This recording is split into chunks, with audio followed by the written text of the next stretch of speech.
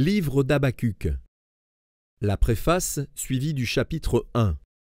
Son auteur est Habacuc. Le thème, du doute à la foi. Sa date de rédaction, le 7e siècle avant Jésus-Christ.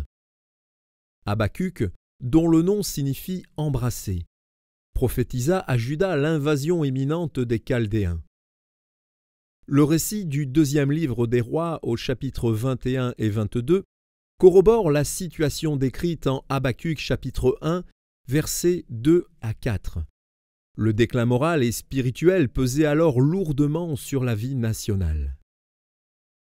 Habacuc était un homme d'une nature sensible et spirituelle. Il aimait profondément ses compatriotes, mais il était avant tout sentinelle. Ces questions jaillissent de son désir de défendre la sainteté et la justice de Dieu. Deux faits le rendent perplexe. D'une part, Dieu permet l'existence du mal en Juda. D'autre part, il va jusqu'à employer Babylone comme instrument de correction pour son peuple. Le verset clé du livre d'Habacuc, chapitre 2 et verset 4, apporte la réponse au problème du prophète. Il est cité à 3 reprises dans le Nouveau Testament. Dans le livre des Romains au chapitre 1 et verset 17, le livre des Galates au chapitre 3 et verset 11, le livre des Hébreux au chapitre 10 et verset 38. Il indique les causes profondes de la vie et de la mort. Le péché aboutit à la ruine morale, la foi conduit invariablement à la vie.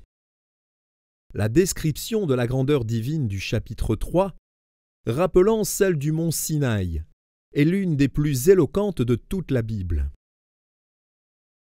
La référence aux instruments à cordes laisse entendre que le prophète pouvait être à la fois lévite et musicien.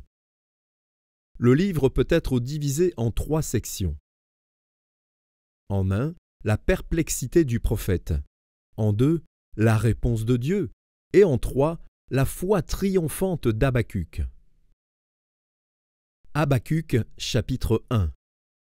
Oracle révélé à Habacuc, le prophète. Jusqu'à quand, ô Éternel? J'ai crié, et tu n'écoutes pas. J'ai crié vers toi à la violence, et tu ne secours pas. Pourquoi me fais-tu voir l'iniquité et contemples-tu l'injustice? Pourquoi l'oppression et la violence sont-elles devant moi? Il y a des querelles, et la discorde s'élève. Aussi la loi n'a-t-elle point de vie, la justice n'a-t-elle point de force? Car le méchant triomphe du juste, et l'on rend des jugements iniques. Jetez les yeux parmi les nations, regardez, et soyez saisis d'étonnement, d'épouvante.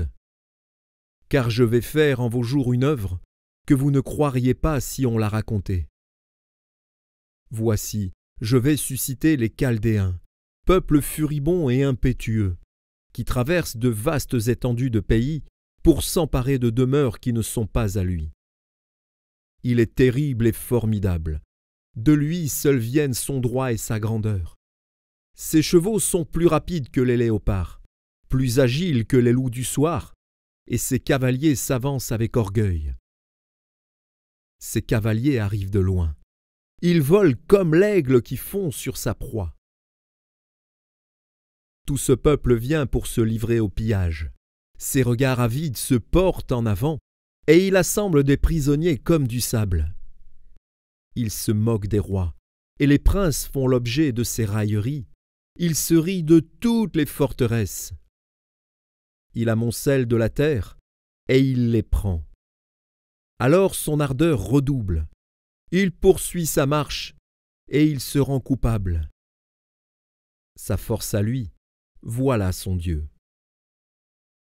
N'es-tu pas de toute éternité, Éternel, mon Dieu, mon Saint? Nous ne mourrons pas. Ô Éternel, tu as établi ce peuple pour exercer tes jugements. Ô mon rocher, tu l'as suscité pour infliger tes châtiments. Tes yeux sont trop purs pour voir le mal, et tu ne peux pas regarder l'iniquité. Pourquoi regarderais-tu les perfides et te tairais-tu? quand le méchant dévore celui qui est plus juste que lui?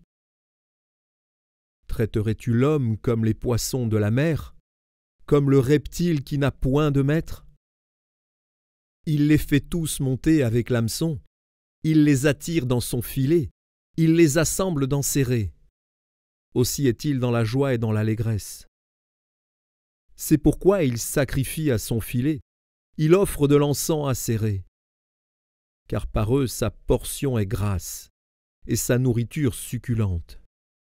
Videra-t-il pour cela son filet, et toujours égorgera-t-il sans pitié les nations?